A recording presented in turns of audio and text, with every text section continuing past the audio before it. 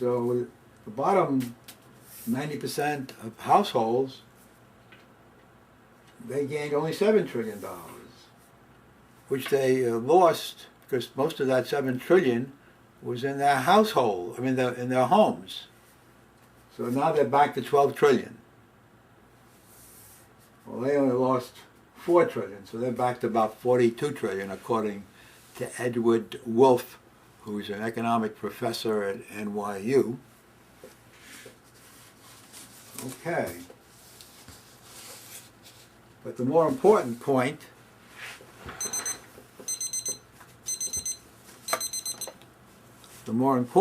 is to see what it means individually, not. So let's look at it individually. In other words, so that 2 1/3 trillion every year that was gained by the top 10% of a little over 10 million families. The top 1% gained almost $1 million a year for 9 straight years. That was put in their pocket, savings. Or you might call it increasing their net worth and their wealth. Well, the next 9% only gained $115,000 every year for 9 straight years, from 98 to 2007, 9 years. Well, the bottom 90% gained $7,000, a little more, every year for 9 years, and that $63,000 over 9 years was wiped out from the housing bubble. So the top 10%, if you combine these two, the 1% and 9%, on average, every year they gain $200,000 for 9 straight years. Amazing. That's enormous inequality in wealth. And without taking a penny away from the top 10%, we can just require them to first weatherize their homes. That would make enormous amount of jobs, 11 million homes we're talking about. Have to be retrofit, weatherized, so heat doesn't leak out and heat doesn't leak in the summer. They got the enormous wealth to do it. So that's a simple issue to unite over, to make jobs. And that would be the foundation for the solar future. Because if the houses aren't leaking heat out, then we can have solar collectors to make the hot water, solar cells to make electricity, and we don't need such big collectors because we're not wasting the energy. So we can transform this world very swiftly if we only realize that the rich have this enormous wealth, and so it won't hurt them a bit. They know how to, they accumulated on average $200,000 a year extra money in their pockets. So they know how to make money. How much does it cost to weatherize a home? And they would get the money back in a few years for some weatherization projects, and for others 7 years, and even it's good up to 15 years. It's worth doing. Payback period. So that made a simple issue. You know, they could have paid off the debt. They made $2 1/3 trillion every year, and they could have. And the debt was in 2007 $9 trillion. So if they every year they would have paid off, in the 9 years they made $2 1/3 trillion. They would have only made $1 1/3 trillion in their pockets or in their wealth. And they would have made over $100,000 per household instead of $200,000 per household, roughly speaking. But they didn't do it because they control this country, and they're taking all the wealth, inequality of wealth. They can keep all the wealth. They got to use it more wisely instead of speculating and putting it into an economic crisis. Okay.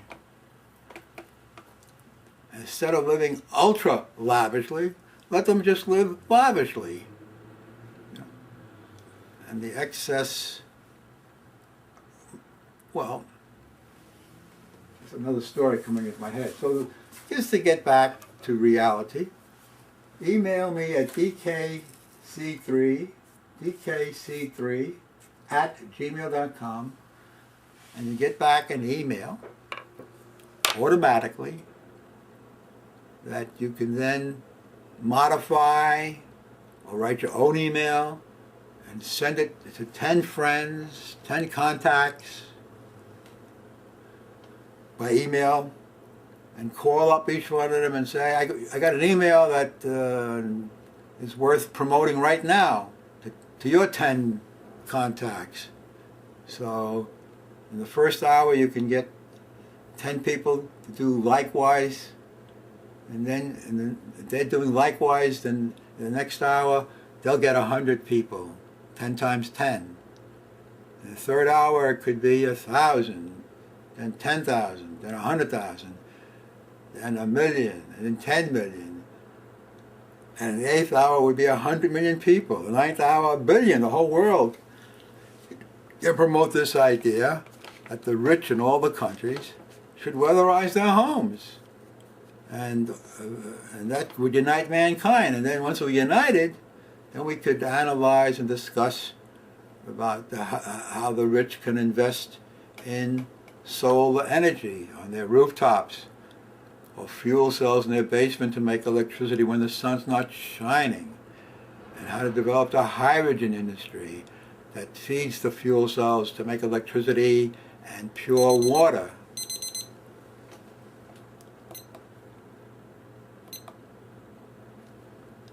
It's all doable. So I'd take the simplest issue first. Every rich person in this country and in all countries should weatherize their homes. Be mandated by the legislature, the lawmakers. And in this country, we have to get at least 60 senators who will pledge to work on a bill that will mandate that the rich weatherize their homes. And that could be a unifying principle to unite over. And if a senator won't pledge to do this, then we should go to Al Gore and write out and say, okay, Al Gore, who do you trust to, do the right thing? So Al Gore knows the people. He may even take Ralph Nader. Yeah, have a write-in vote for Ralph Nader in Arizona or whatever state.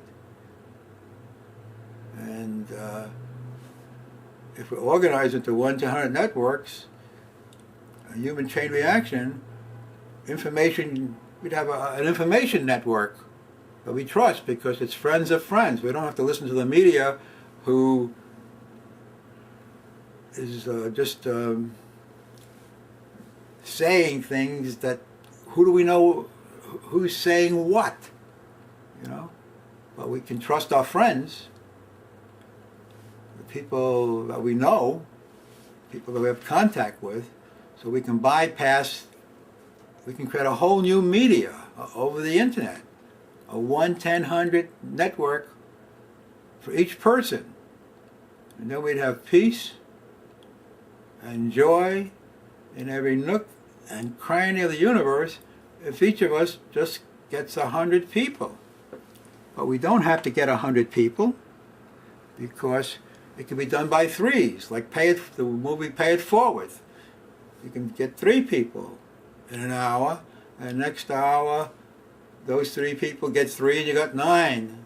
And then in the next hour those 9 each get 3 and you got 27. And eventually in 17 hours you'd have 129 million people in the 17th hour. So all we got to do is learn how each of us gets 100 people, and then we'll have peace and joy in every nook and cranny of this universe. So let's see. We got another 3.5 minutes left for this show.